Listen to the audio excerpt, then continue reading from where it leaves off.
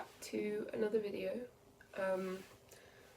It's been a while. Yeah, everything's been a bit crazy with moving into uni. But yeah, it's now the 14th of December and thought I'd talk you guys through what I've been up to and yeah, how it's been going. So I've just finished my first exhibition of work here and yeah, I'm really happy with how it's gone. We moved into our studios on the 12th of November and yeah, I started working on this project then. Initially I didn't really have any ideas, I was just sort of like throwing myself into like making work again. But I knew I wanted to continue the themes that I'd like already been exploring of persona and perception and all of the stuff that you've seen in my previous videos. And I came across this photo that my friend Jad showed me of her friends from home.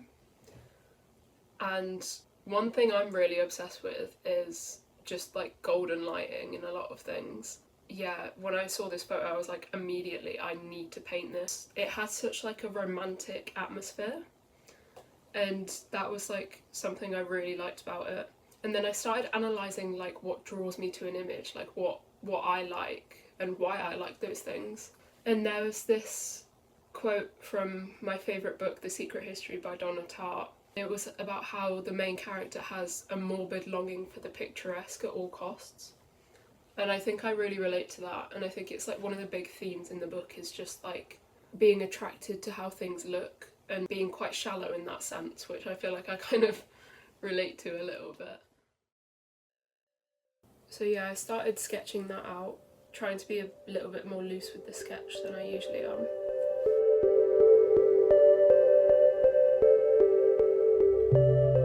And then I did the yellow wash like I did in my last painting, because I just really like this neon yellow colour and how it bleeds into the final painting because it's been put underneath. And I think like the centre focus of this golden light is like really enhanced by this yellow underpainting.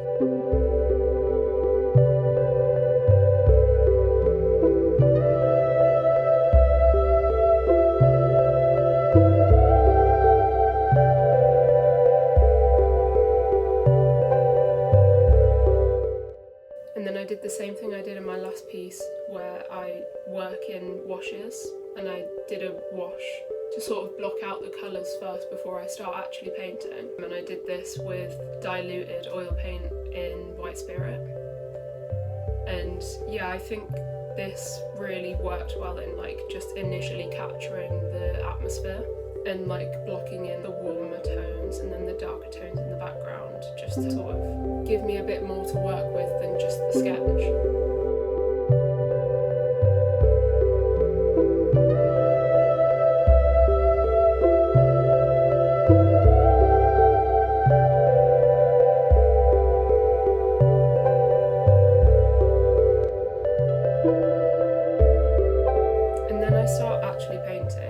And then I'm using this reference which I made on Procreate, which is just the image, but I've gone over it and blocked in some of the colours in some places so that it's more of like a blocky image and I can see where to put what brushstroke instead of this really high resolution image, so that I don't get too hankered down in little tiny details. Because I want it to be sort of more expressionistic, because I think it's a very like romantic image, and often like romanticism comes with sort of blurriness and rose tinted glasses where it's like not true realism. So I thought that it would kind of make sense to not paint in a photorealistic way. And it was really interesting actually getting used to working in my new studio space, because we'd literally just been given this studio space like a week ago. And yeah, I think it's really nice to have sort of like a community feel around it. Like I was getting a lot of feedback on this painting, mostly from my friends and how they were seeing it progress. And yeah, I would spend like really long days in the studio. I'd go in the morning and then I'd go back when the sun had gone down. And on this day there was this really gorgeous sunset. And I think that's like one of my favourite things about coming to uni, is having a studio. So here I'm still working in washes, especially in the background. I thinned down my paint a lot with White Spirit because I just wanted to keep it very painterly. I didn't want it to become photorealistic at all. And I think this ties into my concepts around the image, sort of thinking about romanticism a lot. And I've had a lot of experiences myself where I sort of over-romanticize things, whereas like the reality of it is really not that romantic. And I feel like that was something I could explore in this image, because it's like a very intimate scene, and to me it has like such a magic quality and in the glowing light. But I think at the same time I'm sort of trying to make commentary about how I often like over-romanticize things that shouldn't be. Like smoking. The realities of smoking aren't romantic at all, and like how it affects your health. And I think I can do that about a lot of different things. And I think a lot of my work, I really try and like satirize my own issues with romanticism, and I think it also reflects my generation's issues with romanticism. And as a generation, we tend to live a lot more in fantasy than some other generations have. And I think you could blame that on like COVID and how for a lot of our growing up we were sort of in our phones, and that was like the real world to us.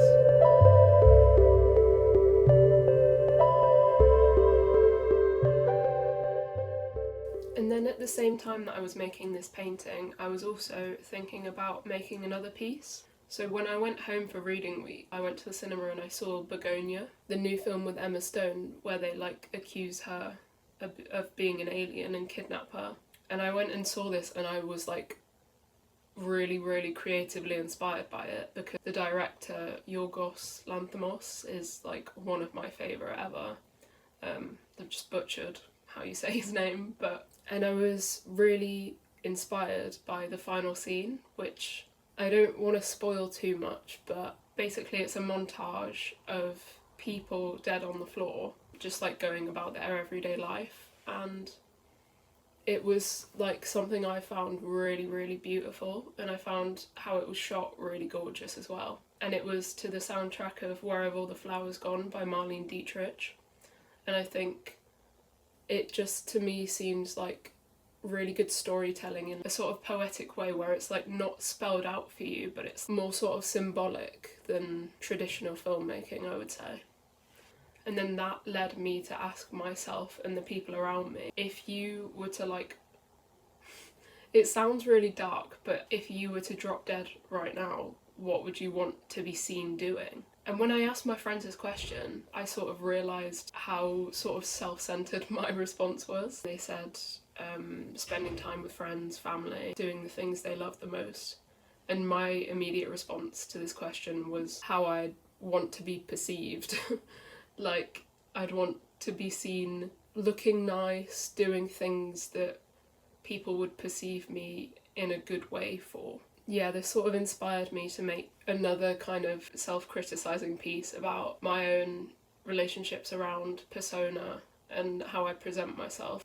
I basically sort of feel like I'm always being watched, not in like a creepy way, and like I feel like I'm always performing for like an audience which isn't there. And I really wanted to experiment in working in video, because obviously over the summer I'd started making these videos and I really enjoy it a lot.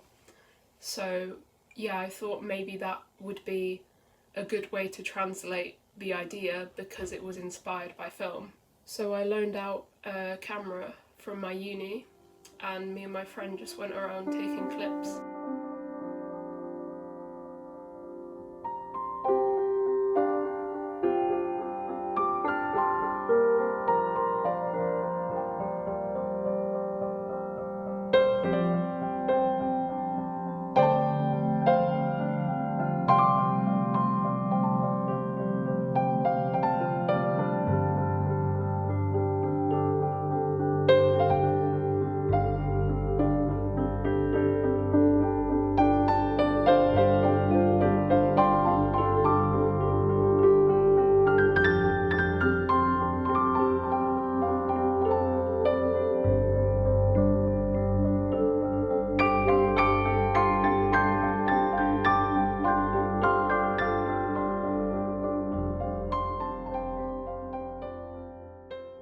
So I feel like my goal with this was to create like a very ironic tone, like not a dark tone at all.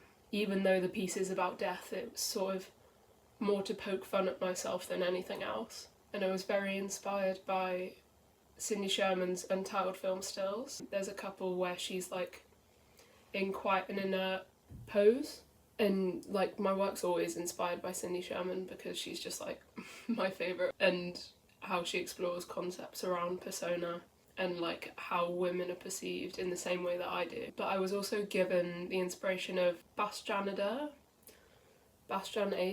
I don't know, his Fall series where he like made some videos of him falling over in sort of a slapstick way. So the tone of the piece is very comedic, but also like there's something more sinister underlying.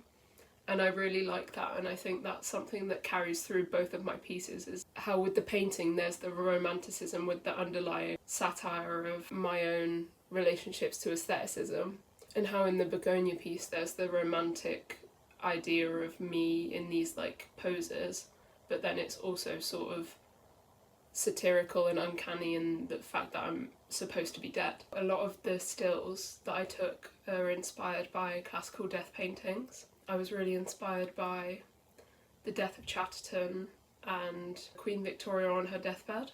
And these videos came out very performance-based looking, and I'd never worked in like performance before, but I think it really works with a lot of my concepts. And I think I do want to work in this way moving forward, even though I find it really sort of jarring to like put myself out there like that. But I think the more I do it, the more confident I'll get with it and the better these videos will get. So yeah, here's the final video. Have all the flowers gone? Long time passing. Where have all the flowers gone? Long time ago. Where have all the flowers gone? Young girls pick them, everyone. When will they ever learn?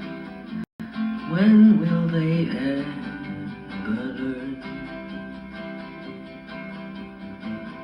Where have all the young girls gone? Long time passing. Where have all the young girls gone? Long time ago.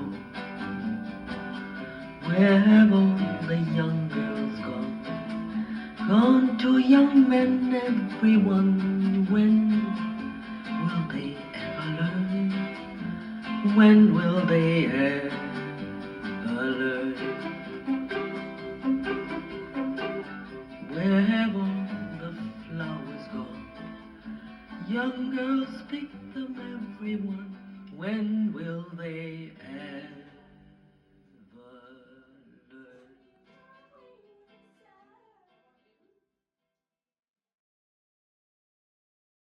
So once I'd finished these two pieces, it was time to set up my first exhibition, which was really exciting actually. And it was a group exhibition, so it was sort of all about how our works interacted with each other's. And me and another girl in the group, our paintings really like activated each other in how the colour palettes were similar and how they both had these aspects of like bright light and dark contrasting exteriors, and my like composition was sort of lower and hers was higher, so we thought we would hang them sort of one above the other and one below. And I thought this was a good idea because it sort of breaks up the traditional eye level hang of a gallery space, and it also sort of creates like a relationship between the two pieces instead of just hanging them next to each other. And my video piece sort of activated the whole group in the way that the audio of Where Have All the Flowers Gone sort of tied together a lot of themes of landscape and memory and the human experience that I think hung together all of our works. And so yeah, we chose to title the exhibition Where Have All the Flowers Gone, and the audio piece was playing throughout the whole room. And then this is a little video of me taking down the exhibition and painting over the walls. So that was my first ever show at uni, and now I'm on break for Christmas, and then I'll get back in the studio in January. I'm very excited to see you again then, and thank you for watching.